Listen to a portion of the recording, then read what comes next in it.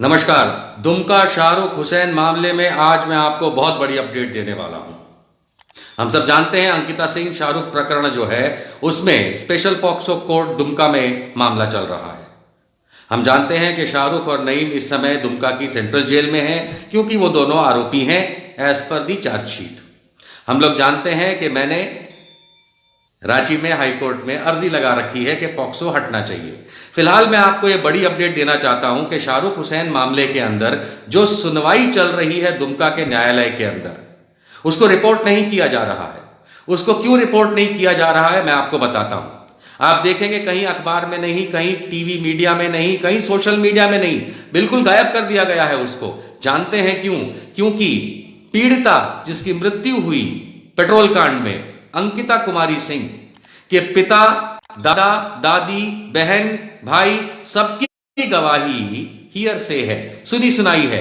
उसमें कोर्ट में मान्य रखने वाला कोई भी एविडेंस, यानी कि कोई भी ऐसा उनके पास एविडेंस नहीं है जिसको कोर्ट मान्य रख सके कि जिसके हिसाब से शाहरुख हुसैन ने अंकिता सिंह का मर्डर किया। क्योंकि यदि ऐसा कोई भी होता तो फिर यह बात अब तक खुल चुकी होती, क्योंकि संघी, राइट विंगर और भारतीय जनता पार्टी वाले तो उसको फांसी पे लटकाने की बात कर रहे थे। लेकिन सवाल यह उठता है कि क्यों पूरा का पूरा social media, main stream media, अखबार चुप क्यों है?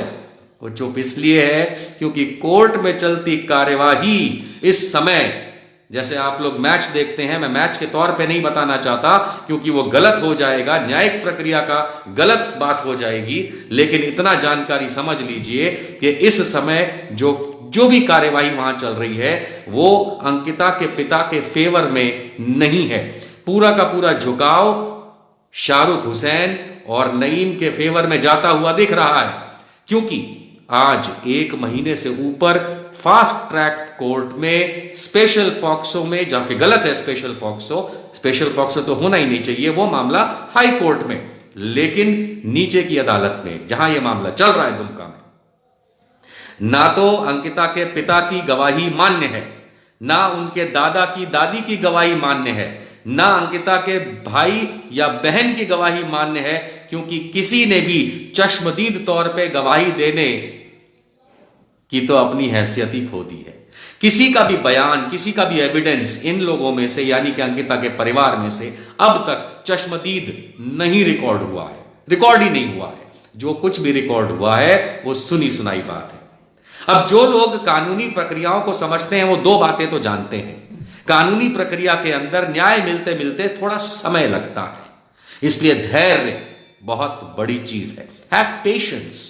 लेकिन दूसरी बात भी, जो कानून को बेहतरीन तौर पे समझते हैं वो ये भी जानते हैं कि अगर शुरू से एक के बाद एक गवाह को अगर अमान्य घोषित करने की बात खुद माननीय कोर्ट करने लगता है, जब मैं अमान्य कह रहा हूं तो इसका यह मतलब ना निकाला जाए कि उनकी गवाही है ही नहीं। उनकी गवाही है, संजीव कुमार सिंह की गवाही है, उसकी दूसरी बड़ी बेटी इशिका की गवाही है, संजीव कुमार सिंह के पिता यानी कि अंकिता के दादा की गवाही है, दादी की गवाही है, और उसके छोटे नाबालिग भाई की भी है।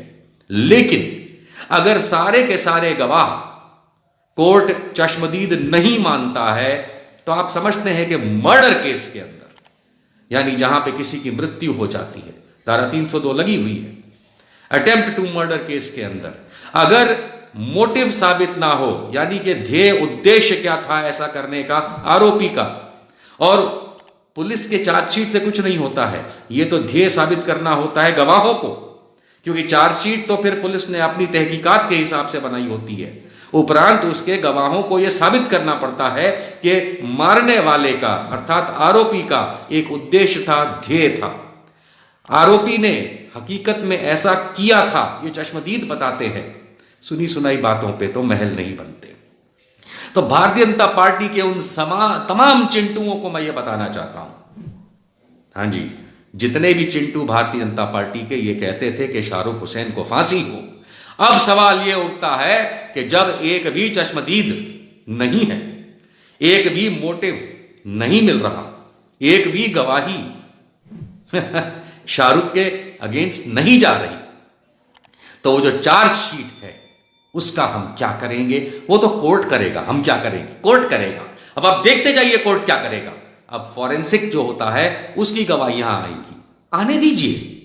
अब तक जब पिता, दादा, दादी, भाई, बहन की गवाही फेल फेल, मैं कह रहा हूं फेल, और मैं किस आधार पर कह रहा हूं मैं आपको बताता हूं।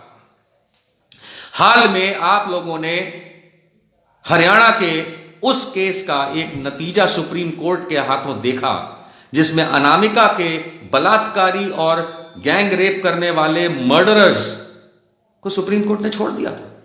कितनी कितनी डिस्कशन हुई थी पूरे भारत के अंदर, सोशल मीडिया पे भी, कि भाई ऐसे कैसे गैंग रेप करने वालों को, मर्डर करने वालों को, जिसको निचली अदालत ने मौत की सजा सुनाई, जिसको उच्च न्यायालय हरियाणा के, पंजाब एंड हरियाणा ने मौत की सजा सुनाई, उसको सुप्रीम कोर्ट ने छोड़ दिया।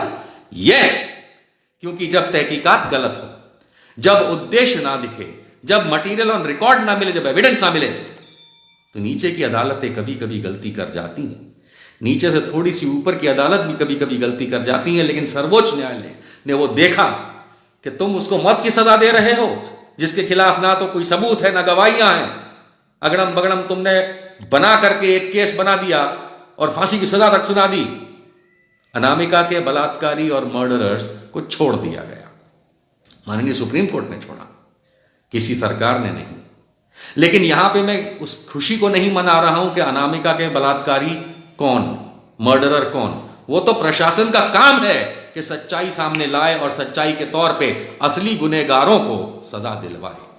लेकिन यही चीज मैं शाहरुख हुसैन के मामले में कहता हूं और शुरू से कहता आया हूं, विनय दुबे भी कहते आए हैं, और आप ये लोग जानते हैं कि पूरा का पूरा मामला फेक है।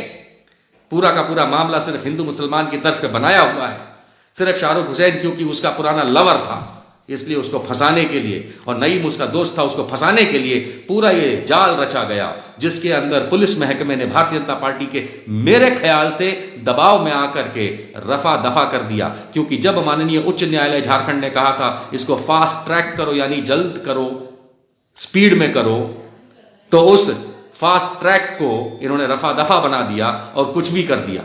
अगर मैं केस डायरी लेकर के इस समय बैठूं, अगर मैं चार्जशीट लेकर आपके सामने बैठूं और मैं हर वो बात जो कोर्ट में इस समय हो रही है अगर मैं लेके बैठूं, तो आप लोग हंसेंगे कि शाहरुख हुसैन को फंसाने के लिए इस तरीके का जाल बुनने में भारतीय जनता पार्टी ने कितने पैसे खर्च किए होंगे। क्योंकि उन्होंने तो कपिल मिश्रा और मनोज तिवारी जैसे सांसद वहां दिल्ली से भेज दिए थे। निशिकांत दुबे जी गोड्डा के सांसद, आपको तो शर्म आनी चाहिए कि आप वहां पे बैठ करके शाहरुख हुसैन के लिए क्या बोलते थे, है ना। और बाबूलाल मरांडी मेरी तो हंसी छूटती है। बाबूलाल मरांडी जी, आप तो पूर्व मुख्यमंत्री हैं, आप अपने उन भारतीय जनता पार्टी के नालायक लोगों का साथ देते हैं और इसी वजह से आपको कोई तवज्जो नहीं देता। आज की तारीख में शाहरुख हुसैन मामले के अंदर मैं आपको यही अपडेट देना चाहता हूं कि अब तक की हुई सारी की सारी गवाही, और शुरुआत में सारी इंपॉर्टेंट गवाहियां होती हैं, वो सारी की सारी गवाही ऐसी है जो कोर्ट में अमान्य है, मान्य नहीं है, क्योंकि वो हियर से है। अब जो बची गवाहियां हैं वो तो हाथी निकल गया, पूंछ बाकी है। जब हाथी ही अमान्य है तो आगे आगे देखते जाइए, देखते जाइए, देखते जाइए कि शाहरुख हुसैन और नईम छोटू घर कब वापस आते हैं। वॉच इट मिस्टर बीजेपी, तुम्हारे खेल में तुम्हारे लोग गलत तरीके से किसी को सिर्फ सांप्रदायिकता के तर्ज पे चढ़ाने निकले थे और आज की तारीख में कुछ साबित नहीं हो रहा, कुछ नहीं हो रहा। जय हिंद, जय भारत।